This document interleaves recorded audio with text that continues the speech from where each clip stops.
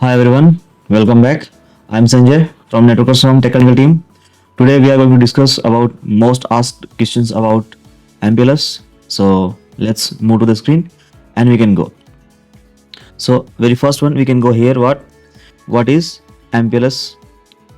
Okay, so we can go this side. So MPLS is a multi-level switching protocols, and it is a data forwarding technology that use labels instead of IP addresses to route the packets through a network, improving speed and efficiency. Simply we can say MPLS speed up the network by using simple label to redirect the data like an express lane for packets. Next we can have what? Next we can go, how does MPLS differs from the traditional IP routing? So we can say MPLS use labels for forwarding instead of IP addresses, which speed up the routing process. And in other words, what we can say, MPLS routes data faster with labels skipping the IP lookups. In traditional IP lookups or in traditional IP routings, every router checks the IP address of a data packets to decide where to send it, which can be a bit slower. So MPLS use links, or we can say quick tags. So routes can be forward data faster without checking the full IP address each time. It's like a shortcut code on a package to speed up the delivery through the networks. What is a label in MPLS and how it is different from the IP headers? So we can say what? IP label is a short identifier used by MPLS routers. It is simpler and faster than processing IP address. Or simply we can say what? Labels helps MPLS routers move data faster. No need to check full IP address. Let's move to the next question. What are the key components of an MPLS networks? So in MPLS we have multiple things. So we can discuss all of them together. MPLS relies on four main components, that is LER, LSR, FEC and LSP. LSR, or we can say label edge router, it is the gatekeeper at the edge of the MPLS networks. It puts a label on incoming data packets or remove the data labels when they leave the networks, like stamping package at the start and end of the journey. LSR, on the other hand, it is a label switch router, the middleman inside the network. It looks at the label on a data packet and quickly sends it to the next hop, like a post office passing a package along based on its stickers. Then we have F as FEC. FE stand for forwarding equivalence class, a group of data packets that gets same treatments like sorting letters into one batch because they all going to the same place, needs similar handlings. Next we have LSP. LSP label switch path, the specific path that label packet follow through the network like a pre-planned path for a delivery truck to ensure it gets a right destination. Next, what we can have next questions. What are the role of LSR and LER? So let's discuss what are the LSR and LSR. LSR or label switch routers, they are the core MPLS router that forwards labeled packets, and LER is label edge router, is like the entrance or exit of the RAM. Edge routers that ends and remove the labels when traffic enter or exits. So LSR is like a highway interchange in the middle of the networks. It looks at the label. It looks at the label on the data packet like a tag on a package and quickly sends to a next hop. The LER is like an entrance or exit RAM. It either puts a label on the packets or it removes when it leaves the networks, so packet can continue its final destinations. The teamwork keeps the data moving faster. Next question we have what? Explain the MPLS label format and its fields. So in MPLS we have multiple things. We have a label, we have a EXP, we have a S-bit and we have TTL. Think of MSPL label like a shipping tag on a package. This tag has a 4 pieces of informations to move data through the networks. Label, which is a 20 bits. The main part of the tag like a tracking number, that tells the network where to send the data. Then we have EXP, which is a 3 bits. EXP, a small section of parity like marking and packaging as urgent to decide how quickly it should be handled. Then we have a S bit, which is a single bit that acts like a flag syncing, saying whether this is the last level if multiple levels are stacked together, like a final stop marker. And lastly, we have a TTL. TTL have a 8 bits and always stand for time to live, like a timer that limits how many hops or stops the packet can make to prevent it from getting stuck in the network router. Let's move next. Question number 7. What is a label switched path or LSP? So we can say LSP is a pre-planned path through MPLS established by a signaling protocols. So we can say before starting the journey, it is taking the complete path to reach the destination. An LSP is like an express highway for data sets and it's set up advanced to avoid delays. Think of LSP as a subway line, a train that follows a fixed tracks without stopping to directions. And we can say imagine like a MPLS networks like a city with a road for data to travel. An LSP or label switch packet path is a cut down.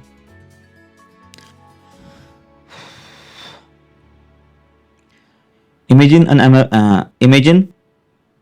MPLS network like a city with a road for data to travel. An LSP or label switch path is like a pre-planned route that data packets follow from start to finish. Special tools called signaling protocols act like a GPS, setting up this route in advance so the data knows exactly where to go without stopping to ask directions. This makes the data travel faster and more reliably through the MPLS network. Now it's asking next questions. What are the advantages of MPLS over frame relay or ATMs? So what are the advantages of start again. Let's move the next question.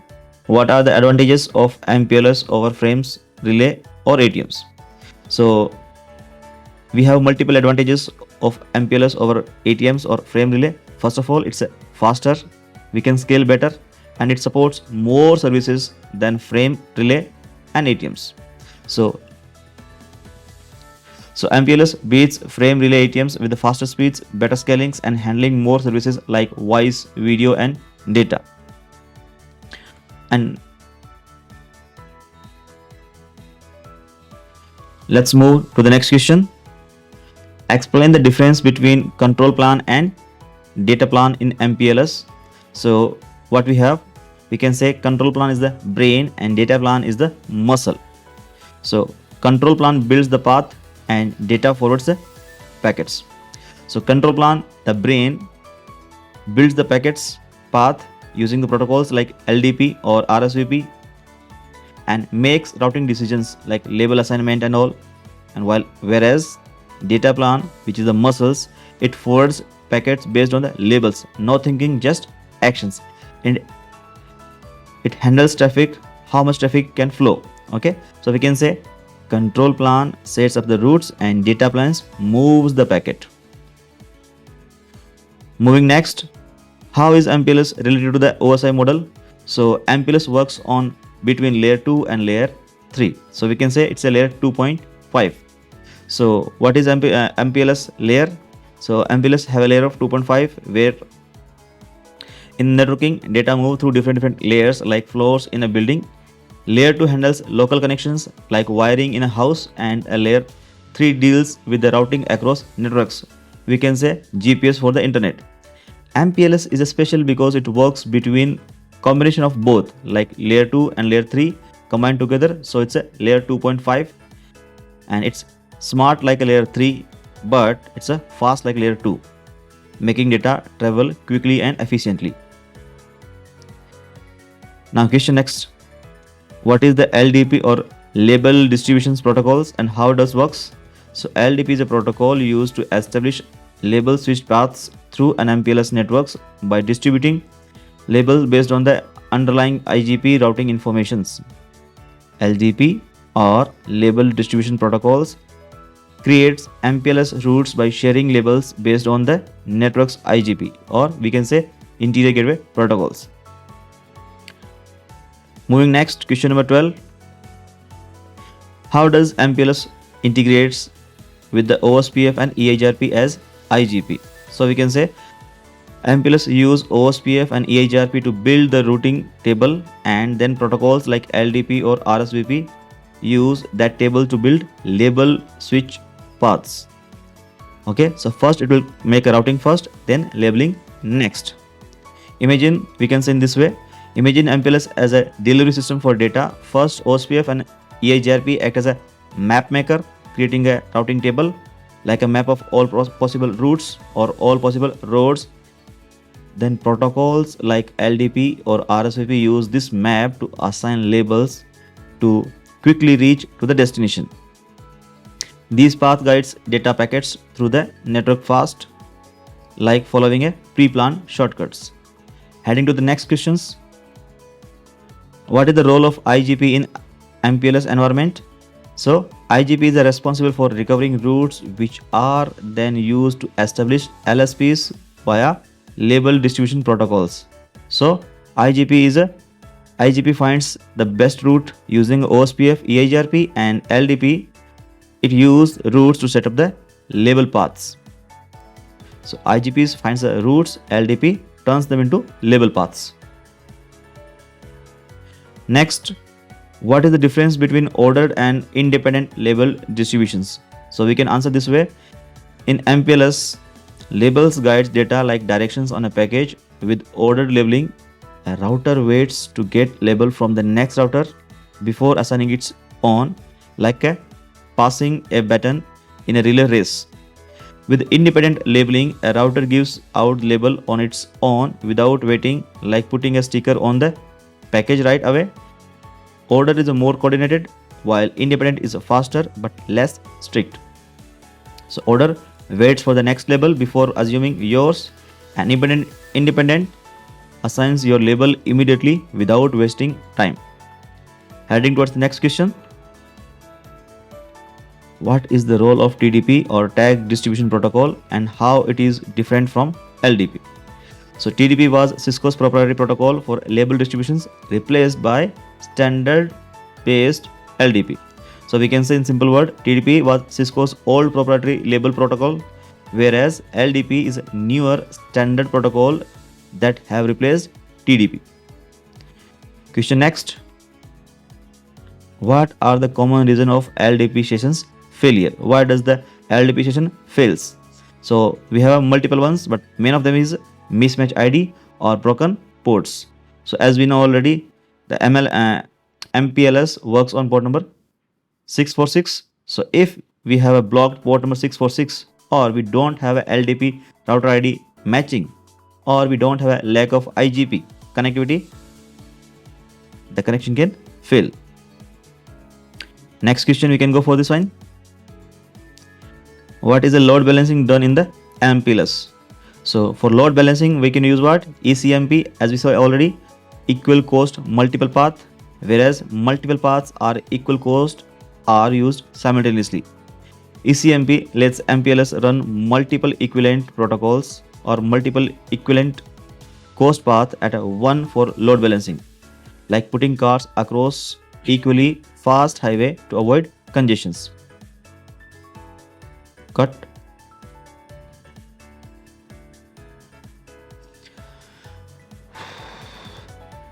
Continue.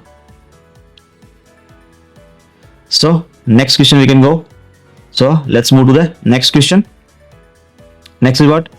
What is the difference between hop by hop and explicit routings in MPLS? So let's picture data in MPLS. Hop by hop relies on each router's IGP decisions, while as explicit routing predefines the entire path.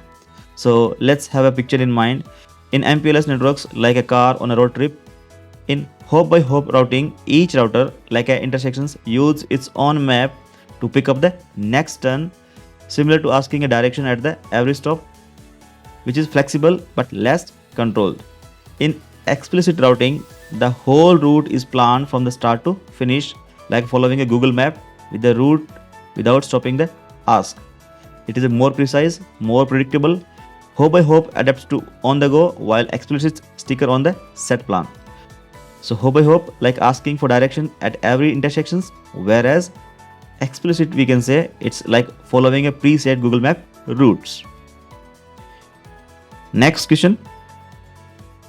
What are the MPLS forwarding equivalence classes? So here in MPLS we have a FEC, or we can say forwarding equivalence classes. It bundles packets that follows the same path and share a one label, and like grouping all the mails by zip code, all packets going east get the same label. Next question. What is MPLS layer 3 and how does it differ from the traditional VPN? So MPLS layer 3 VPNs use BGP and VRF to separate the customer's routes like private lanes on a highway, whereas traditional VPNs like IPsec, it encrypts data end to end like a secure tunnel. So think of MPLS layer 3 VPN like a private lane on a highway for each customer's data kept separate from the using BGP routing protocol. This keeps data organized and isolated without needing to lock it up. Whereas traditional VPNs are like sending data in a lockbox from one to another. Focusing on encryptions for security, MPLS VPNs prioritize efficient routing while traditional VPNs focus on encrypting the data. Moving to the next, question number 21. How does BGP plays a role in MPLS VPN? BGP distributes VPN 4 routes that carry customers' route and label informations. It shares customers' routes with label across the networks and act like a postal service for private info. Moving next, we have question number 22. What is a VRF and how it is used in MPLS VPN? VRF, or virtual routing and forwarding, allows multiple routing table on a single router, segregating customers' traffic. Creates a separate routing table on one router like a virtual components, keeps customer traffic isolated without mixing it together, and it's a private routing tables for each VPN. It's like a apartment's mailbox. Each tenant or VPN gets their own space even in the same building or router. Moving to the next, here we have what is the difference between VPLS and VPWS. VPLS, or we can say virtual private LAN services, as a virtual meeting room where multiple locations can talk to each other like a group chat across the networks, whereas VPWS, or virtual private wired services, is like a private phone line connecting just two locations directly with no one else involved. So we can say VPLS is a many to many, a conference call like one, everyone hears everyone, whereas VPWS is a private one-to-one call, a single phone, just two people talking to each other. Moving next to question number 24. What are the security concerns in MPLS VPN and how can they be mitigated? So here we have multiple scenarios. We have what? Misconfigurations and route leaks are the key risks. Mitigated with the route filters and authentications and proper route configurations. Misconfiguration means it can happen accidentally and it can accidentally expose the routes, whereas route leaks, it customers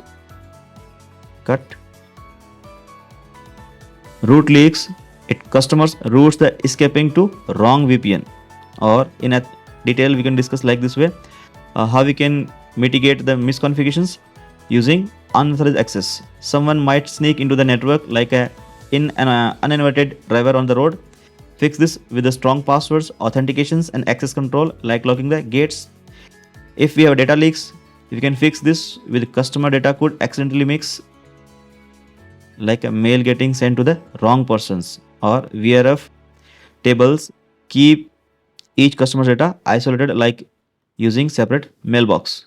If we have misconfigurations, Mistakes in setting up the network can relate to the vulnerabilities like leaving a gate open.